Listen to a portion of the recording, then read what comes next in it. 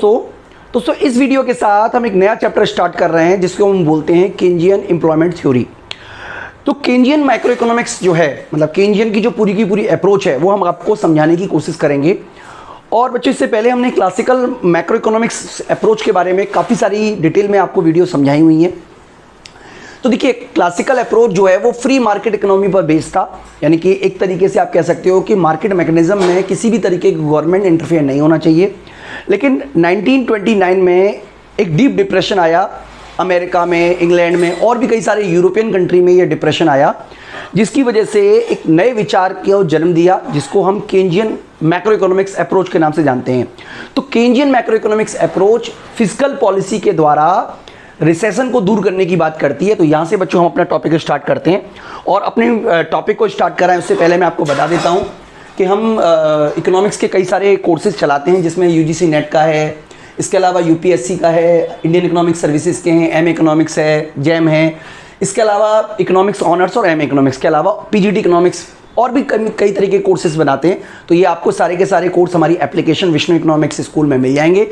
इसके अलावा अगर आप चाहते हैं कि जो हम नोट्स देते हैं उनकी पीडीएफ डाउनलोड करना, तो हमने एक वीडियो बनाई हुई है जो वीडियो के लास्ट में आपको बता देंगे, जिससे आपको पता चल जाएगा किस तरीके से आप नोट्स को डाउनलोड कर सकते हो। तो चलिए मैं आपको समझा देता हूँ, बहुत ही सिंपल तरीके से हम बात रखेंगे अपनी कि केंजियन इकोनॉमिक्स एम्प्लॉयमेंट थ्योरी जो है उसका जो बैकग्राउंड है, यानी कि कब से वो स्टार्ट होती है, वो बैकग्राउंड जो है वो रिसेशन से स्टार्ट होती है। यानी कि 1929 में जो ग्रेट डिप्रेशन आया उसकी वजह से प्रोफेसर केंज ने एक बुक लिखी थी जिसका नाम था, बुक का नाम आप याद रखिएगा, the general theory of employment, interest and money. ये 1936 में लिखी गई किताब है, और इस किताब में उन्होंने अपने जो व्यू हैं किस तरीके से रिसेशन की क्या वजह है, किस तरीके से उसे दूर कर सकते हैं, उसको दिया, जिसको हम धीरे धीरे समझने की कोशिश करते हैं। तो केंज का ये मानना था कि जो हाई अनएम्प्लॉयमेंट है उसकी वजह है deficiency in aggregate demand.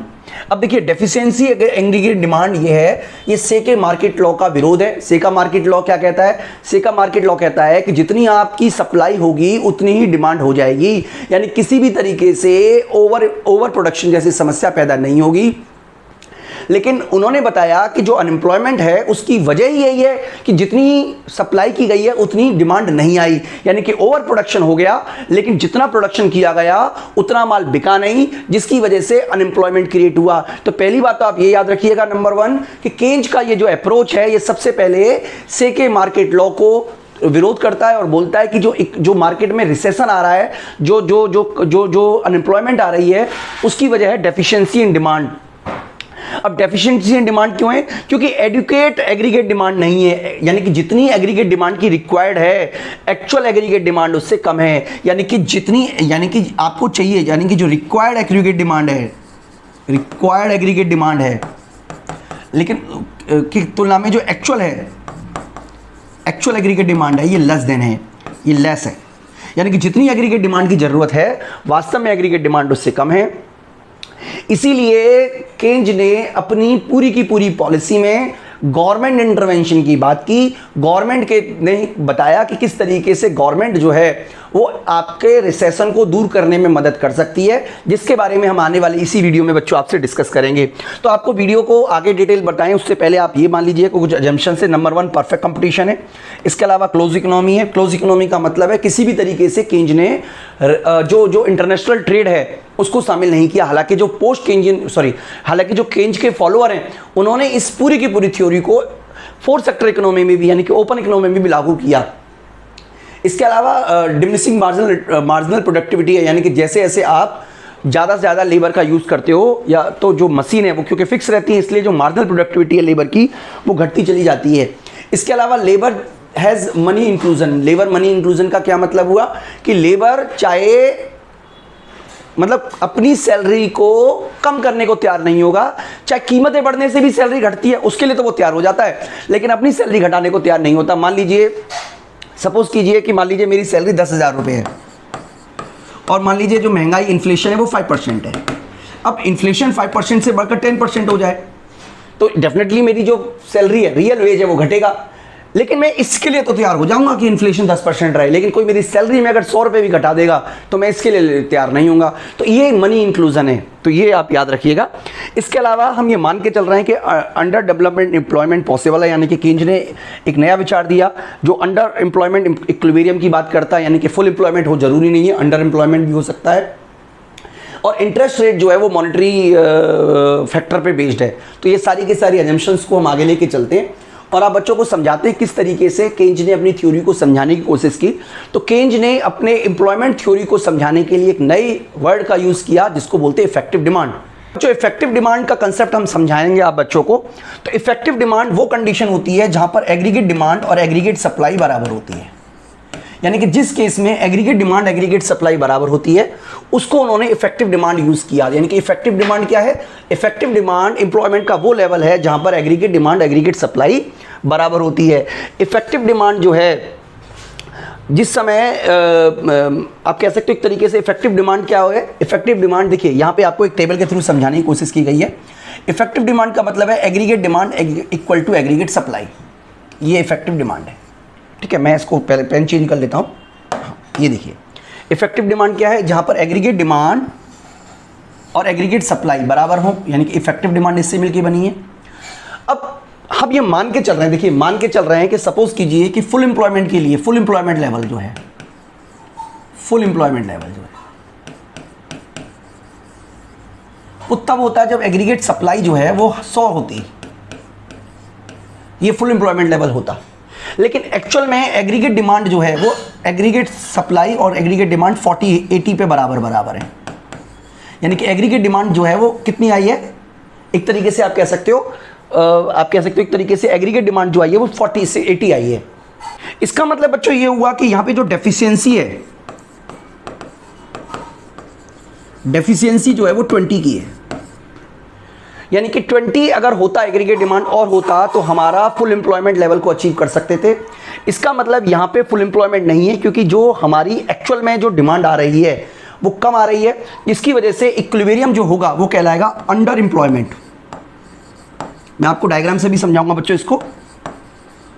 Under employment equilibrium,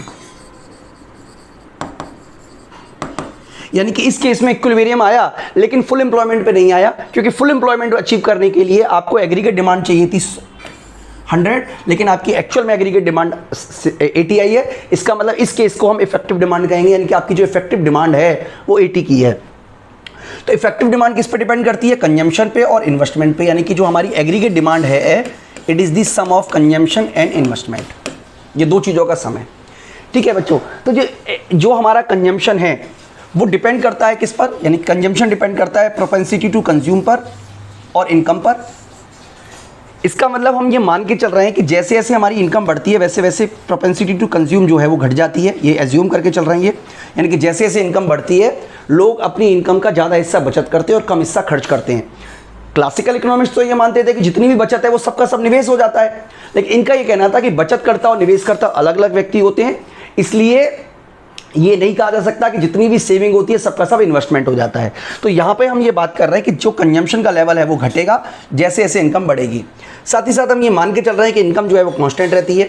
investment जो है, ये प्राइवेट इन्वेस्टमेंट की बात कर रहे हैं बच्चों, ये डिपेंड करता है मार्जिनल एफिशिएंसी ऑफ कैपिटल पर, और मार्जिनल एफिशिएंसी ऑफ कैपिटल जो है वो प्रोस्पेक्टिव इनकम पर और प्राइस सप्लाई प्राइस पे डिपेंड करता है। साथ ही साथ रेट ऑफ इंटरेस्ट पे डिपेंड करता है। ठीक है बच्चों, रेट ऑफ इंटरेस्ट जो है वो supply of money and demand for money पे डिपेंड करता है, यानी कि लिक्विडिटी प्रेफरेंस थ्योरी उन्होंने बनाई।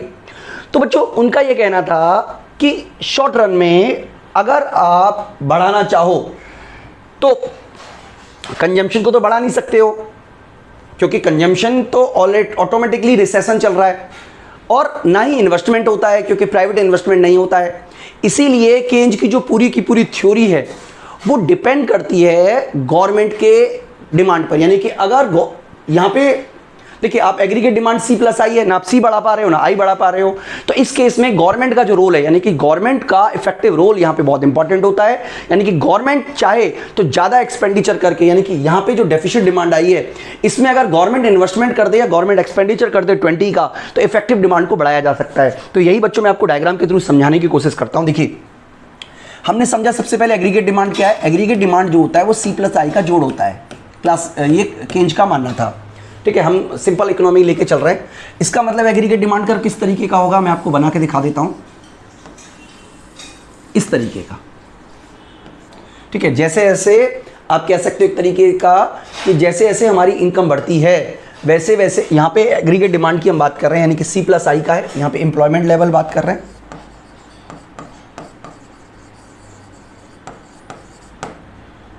और आउटपुट यहाँ, तो यहाँ पे लिखेंगे हम रिसीप्ट्स, एक्सपेक्टेड रिसीप्ट्स।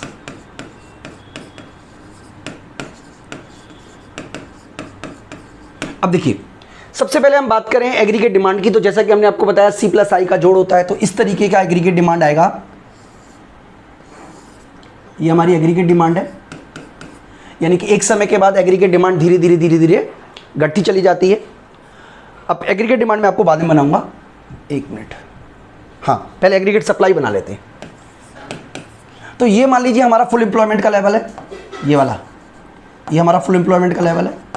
यानी कि फुल एम्प्लॉयमेंट लेवल तक तो एग्रीगेट सप्लाई को बढ़ाया जा सकता है, लेकिन उसके बाद जब फुल एम्प्लॉयमेंट को आप अचीव कर लोगे तो आपकी जो एग्रीगेट सप्लाई है वो इस तरीके की हो जाएगी।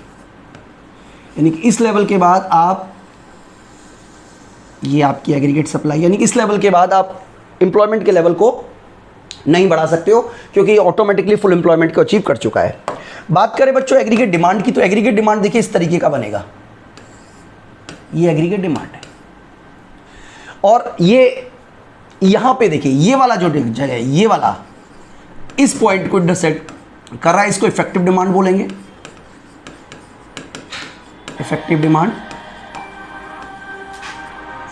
तो इस केस में जो लेवल है इसको मैं N0 बोल रहा हूं, ये कहलाएगा under employment, under employment equilibrium. यानी कि फुल एम्प्लॉयमेंट अचीव नहीं हुआ। क्यों अचीव नहीं हुआ? क्योंकि जितनी हमारी एग्रीगेट सप्लाई थी, एग्रीगेट सप्लाई जो है वो 100 है फुल एम्प्लॉयमेंट के लिए। यानी कि अगर आप इतना आउटपुट करते हो, इस लेवल पे आउटपुट करते हो, तो आप फुल एम्प्लॉयमेंट को अचीव कर सकते हो। लेकिन क्योंकि आपका आउटपुट कम है, इसलिए आप फुल एम्प्लॉयमेंट को अचीव नहीं कर पाए। तो बच्चों ये है केंज की एम्प्लॉयमेंट थ्योरी। तो केंज ने इसके बारे में वजह बताई, और इसके पीछे जो वजह है वो भी हम देख लेते हैं एक बार। केंज ने देखिए, वो तो हम ऑलरेडी समझ चुके हैं कि डेफिशिएंट डिमांड इसकी वजह है। तो रिमूव कैसे किया जाए उसके बारे में भी हम समझ लेते हैं। देखिए मैं रिमूव करने का तरीका बता रहा हूँ, एक बार मैं आपको फुल एम्प्लॉयमेंट का लेवल दोबारा बता देता हूँ। ये मान लीजिए एग्रीगेट सप्लाई है, और यहाँ पे हमारा फुल एम्प्लॉयमेंट का लेवल अचीव हो रहा है। ये हमारा फुल एम्प्लॉयमेंट का लेवल अचीव हो गया। मैं यहाँ पे लिख देता हूँ NF, यानी कि ये हमारा फुल एम्प्लॉयमेंट है, एम्प्लॉयमेंट, ठीक है जी। ये हमारी एक्सपेक्टेड रिसीप्ट्स है।